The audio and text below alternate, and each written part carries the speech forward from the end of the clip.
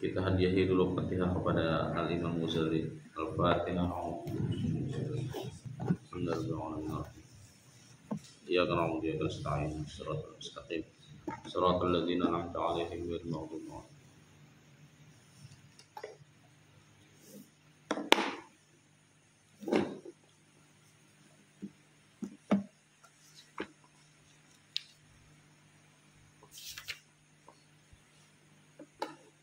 Kemarin kita bicara tentang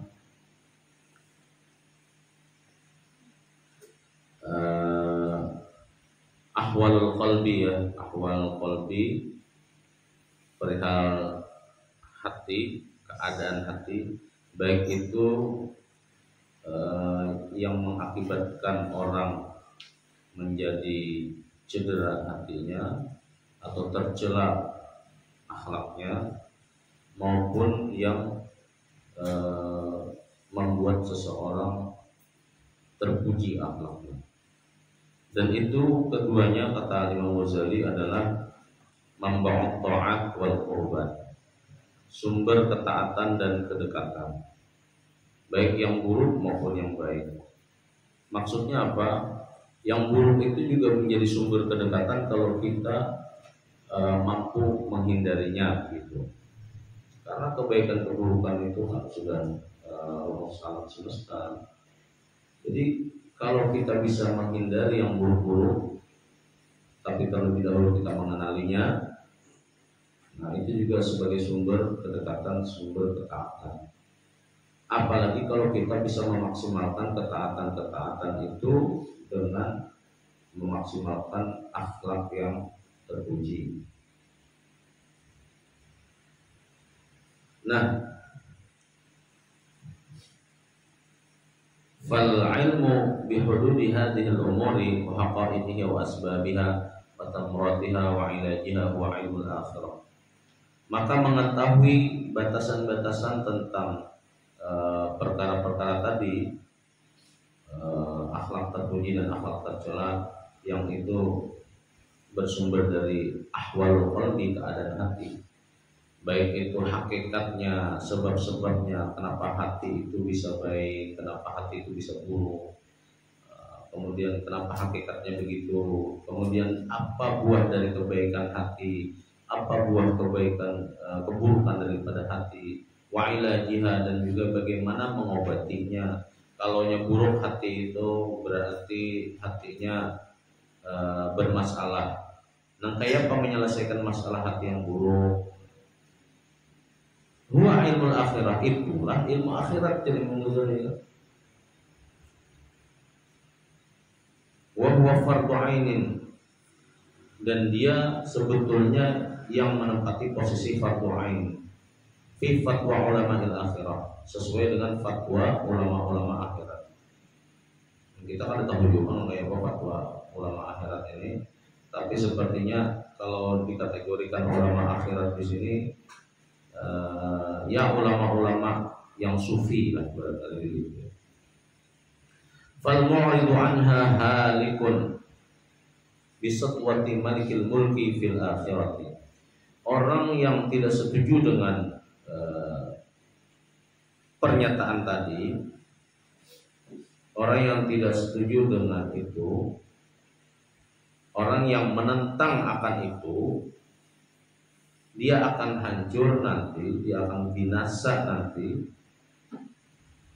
dengan sotwah itu kekuasaannya, malikil mulk. Malikil mulk di sini maksudnya Allah Taala ya. Ya malikal mulk, ya gitu kan. Ismun min asmaillah. Jadi maksudnya di sini dia akan dihancurkan, dibinasakan oleh Allah Taala di hari akhir atau di akhirat nanti. Kama annal mu'rida 'anil a'malidh dhahirati hadikun bisayfi salatini dunya bi hukmi fatwa fuqaha'id dunya. Nah, di akhirat begitu. Kenapa? Karena di dunia saja orang yang menentang daripada pekerjaan-pekerjaan zahir, maksudnya di sini penentang daripada aturan-aturan yang itu harus diberlakukan, kemudian kita langgar aturan-aturan itu amal zahirah itu. maka dia halikun bisayfi salatin, dia kelak akan di dipenggal lehernya gitu, barangkali ya. Bisayfi salatin, salatin itunya dengan pedang para penguasa di dunia. Dan itu berdasarkan apa? Bihukmi fatwa fuqaha itunya, berdasarkan fatwa daripada ulama-ulama fikih di dunia. Jadi Imam Ghazali ini mau kayak sering menyindir fuqaha-fuqaha itu sebagai ulama-ulama dunia gitu. Ini mungkin bagian awal saja, kita kan tahu pembagian akhirnya seperti apa.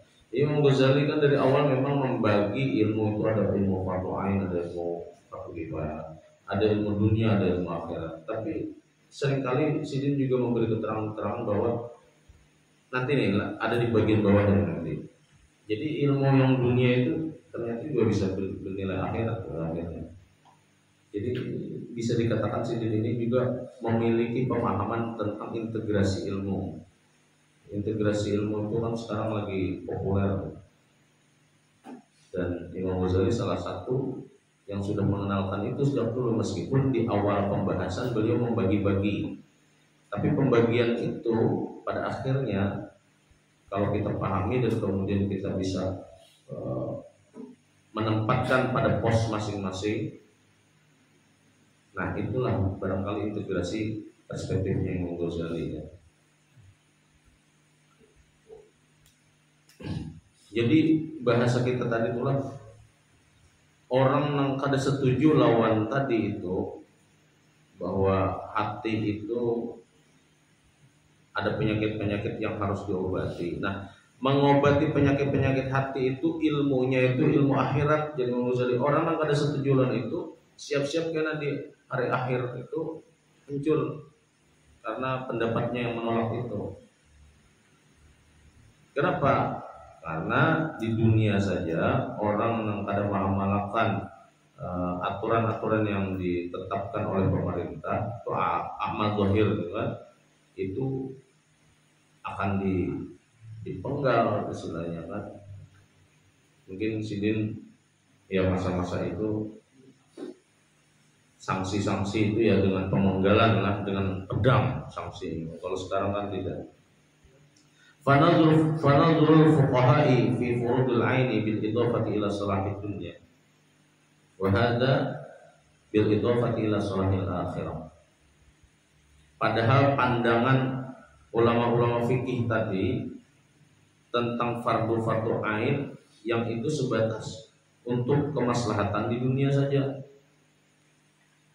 Nah, kemaslahatan di dunia aja hukumannya, sanksinya itu bisa dipancung bahasa kita tuh kan, nang kayak apa kalau bil idhofah ila salahil akhirah, untuk maslahat akhirat. Lebih-lebih barangkali begitu jawabannya itu. Nang di dunia aja nang kayak itu hukumannya, nang di akhirat tuh gancang lagi pada di dunia.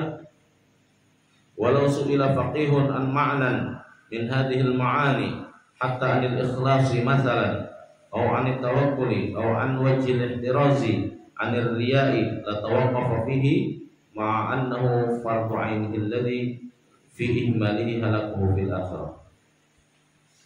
Orang-orang yang bergelut dalam dunia, ilmu dunia, ilmu fikih tentang satu makna dari beberapa makna, tentang maksudnya itu makna-makna perihal ilmu-ilmu keakhiratan lah. Contohnya jadi Imam Ghazali al-ikhlas. Apa gerak makna al-ikhlas itu? Atau at-tawakkul. Apa makna tawakal itu? Au an wajil ihtiras anir riya, atau bagaimana jalan preventif supaya kita itu kada riya. La tawaqqafa fihi. Niscaya orang-orang fikih tadi itu ranai, tertegun lah bahasa kita tuh. Kenapa maka ranai? Karena ini fikih kada membahas itu. Fikih itu misalnya lah nang kayak syarat sah salat, bersih tempat, menghadap kiblat, umpamanya kan. Padahal kalau dalam kajian ilmu tasawuf kada sekedar itu syarat sholat. Hati itu nak bujur-bujur konek kada, khusyuk kada. Nah itulah perbedaannya. Mungkin begitu ya.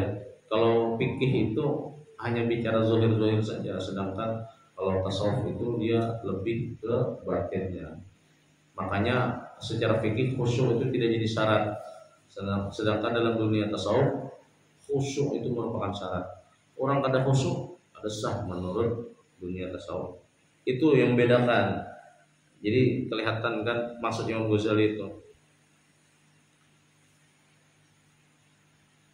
Ma'annahu fardhu 'ainihi alladhi huwa fi ihmalihi halaku fil akhirah. Padahal jadi Imam Ghazali nang fardhu 'ain itu seringkali diremehkan, padahal nang itu tuh nang justru mun diremehkan akan menghancurkan seseorang di akhirat. Maksud Imam Ghazali itu mungkin kita itu salah menempatkan gitu. Salah menempatkan itu dalam arti yaitu tadi antara khusyuk dengan tidak khusyuk. Kalau ulama fikih kan khusyuk, kada khusyuk tetap sah sholatnya. Kalau orang-orang tasawuf kalau tidak khusyuk maka tidak sah sholatnya. Barangkali begitu untuk memudahkan kita percontohan. Walau sa'altahu 'anil li'an wal dhihar was-sabaq war-ramy la sarada 'alaika mujalladatin min at-tafri'ati ad-daqiqati allati tanqadi ad-duhura wa la yahtaju ila syai'in minha. Jadi Imam Ghazali amun ika menakuni lawan orang-orang ahli fikih tadi itu tentang li'an itu apa? Li'an itu sumpah seorang suami bahwa istrinya sudah berselingkuh bahkan lebih dari 4 kali.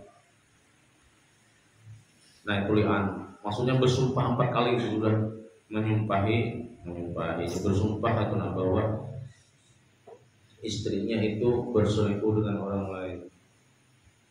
Dan kalau sumpah yang kelima ini tidak benar, maka saya bersedia apa-apa mendapatkan azab Allah apa-apa. Nah itu sumpah li'an.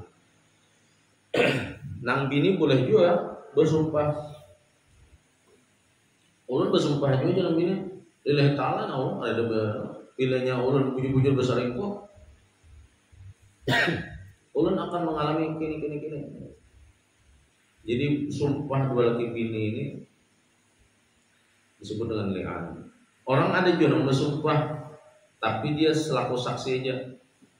Tapi kata kau membuktikan bilanya seorang aja yang menyaksikan.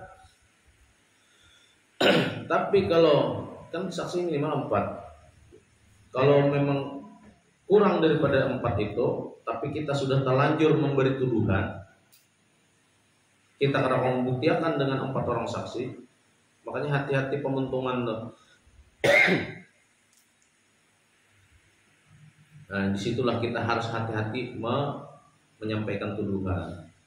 Nah orang-orang pikir ini sibuk dengan yang kayak ini. Oh si laki amunnya menuduh wara karena kalau buktikan kurang dari 4 orang, dia harus didera dengan 80 kali cambukan. Kenapa? Karena sudah terlanjur menuduh, menyebarkan isu, menyebarkan fitnah atau juga di situ. Dan seterusnya lah. Dan kalau memang bujur, itulah kisahnya itu panjang. Bila bujur memang ternyata terbukti perempuan itu selingkuh dan kemudian hamil, maka anaknya itu tidak bisa di plot sebagai anak si suaminya. Pokoknya panjang buntutnya masalah li'an itu.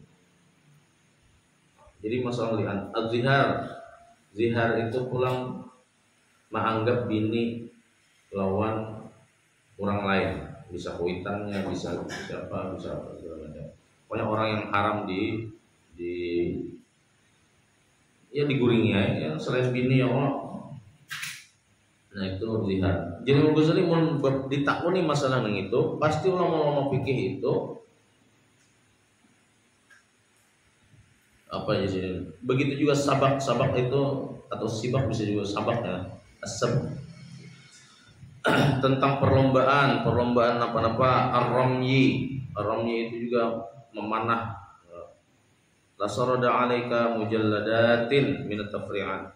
Pasti inya akan menyodorakan berjilid-jilid buku min at-tafri'at ad-daqiqah yang membahas tentang furu'iyah ini secara detail. Allati tanqadid duhur, bahkan menghabiskan waktu. Wala yahtaju ila syai'in minha, padahal itu tidak terlalu dibutuhkan jadi Imam Ghazali fikih itu. Wa in uhtija lam takhlul balad amman yaqumu biha wa yakfihi ma'unat at-ta'abi fiha. Itu tadi tidak dibutuhkan. Kalaupun dibutuhkan, ya paling-paling kada sampai sunyi di kampung tuh. Murang nang hakun mempelajari itu. Akhirnya yakfihi ma'unat at-ta'ab biha. Akhirnya ya uyuh-uyuh kakak itu aja jadi sidin.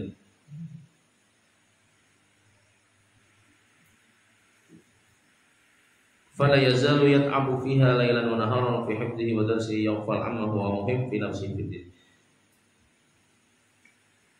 Jadilah banyak orang maksud Imam Ghazali itu menghabiskan waktu, tenaga dan segalanya itu terlalu mendalami ke fikih-fikih aja. Sementara fikih ini menurut Imam Ghazali itu biang daripada perpecahan. Orang banyak berdebat masalah fikih. Karena itu kan terlalu dibutuhkan menurut sini. Fala yazal yat'ab fiha lailan wa naharan. Orang hanyut lapah siang malam memikirkan fikih itu aja. Dalam hal apa? Menghafali, mempelajari, dan kadang-kadang itu justru melenakan sehingga sehingga orang-orang itu lalai terhadap sesuatu yang jauh lebih penting dalam kehidupannya dan dalam kehidupan beragamanya. Wa idza ruji'a fihi qala, dan apabila ditakuninya akan menjawab istaghaltu bihi li'annahu 'ilmuddin. Aku terlalu sibuk dengan ilmu fikih itu karena dia adalah ilmu agama. Wa fardul kifayah, itu di situ adalah fardul kifayah. Wa yalbasu 'ala nafsihi 'ala ghairihi fi ta'allumi, dan sebujurnya inya itu jadi Ghazali dibohongi dan dia kadang-kadang membohongi atas dirinya sendiri dan juga orang lain dalam mempelajarinya. Maksudnya itu tertipu oleh kesibukan itu semua, padahal yang lebih utama ini. Jadi Imam Ghazali ini kan sebetulnya juga pernah menulis tentang pembahasan fikih, tapi beliau kemudian mengalami mungkinlah, ya setiap orang pun mungkin mengalami dialektika itu, sehingga beliau tiba-tiba meninggalkan pekerjaan lamanya sebagai ahli fatwa di kerajaan dan sidin kaburnya tuh dia berpatak di masjid berapa tahun sampai menulis Ihya ini. Tapi menurut sebagian Ihya ini bukan puncak pengalaman rohani Imam Ghazali, masih ada lagi, karena di sini sidin masih kelihatan nih, masih bermamai-mamai kan, bermamai sih bahasa kita kan.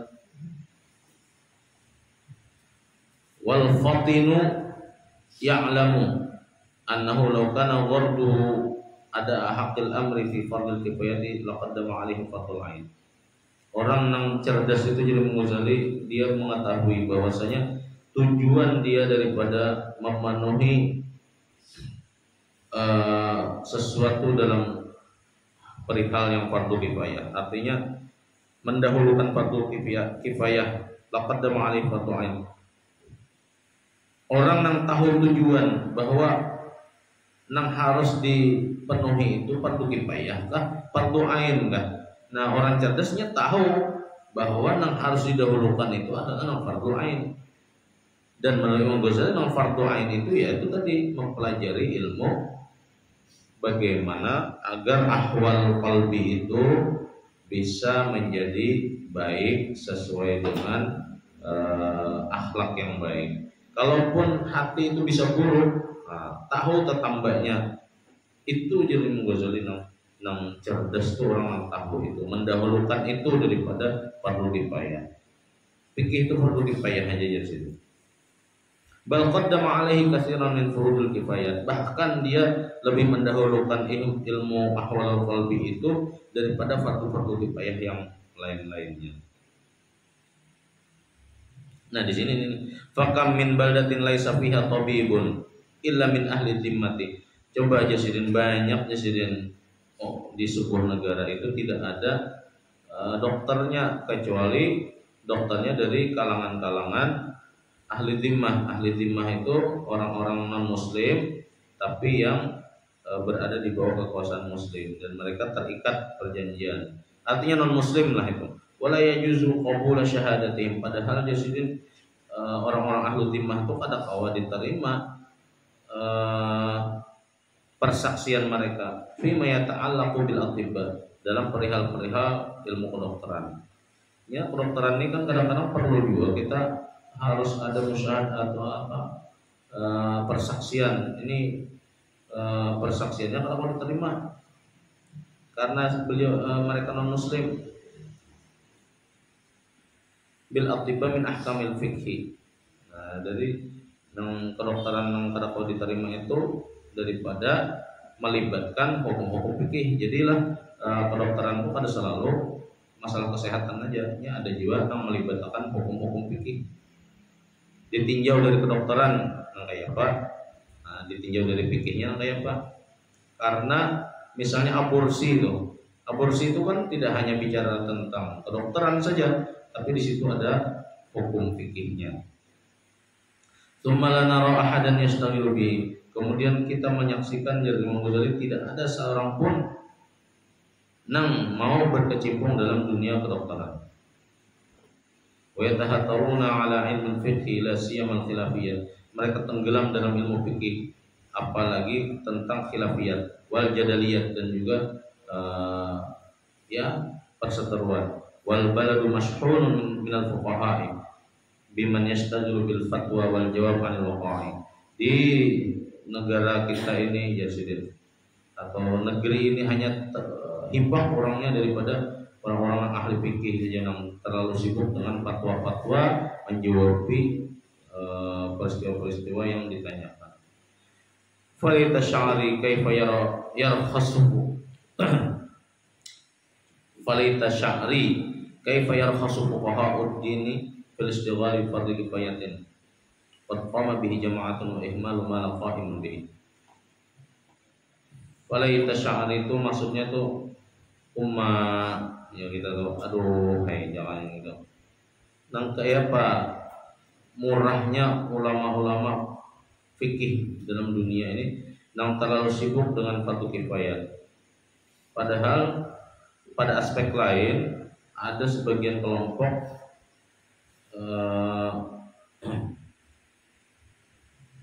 yang memerlukan aspek lainnya seperti tadi itu. Nah itu sedangkan ulama fikih ini banyak yang meremehkan yang itu. Jadi maksud yang itu tuh yang kayak tadi itu tentang kedokteran itu. Nah jadi yang perlu kita soroti di sini ternyata Imam Ghazali memandang bagus terhadap kedokteran gitu kan, terutama kedokteran yang memang membantu orang. Artinya kan di sini mengkomparasikan antara ulama-ulama fikih dengan kedokteran. Nah, jadi kita kalau menyimpulkan juga Sidin itulah membanding-bandingkan, pada akhirnya Sidin menyatukan juga bahwa ada sepintas ilmu itu ilmu dunia, tapi ternyata itu juga perihal yang bisa menggiring orang ke dalam kebaikan-kebaikan di akhirat gitu. Jadilah ada memang perkara-perkara dunia tapi bernilai akhirat, kan begitu. Ada sebaliknya perkara-perkara akhirat tapi hanya bisa bernilai dunia saja. Oke, mudah-mudahan ada manfaatnya. Kita akhiri dengan alhamdulillah. Assalamualaikum warahmatullahi wabarakatuh.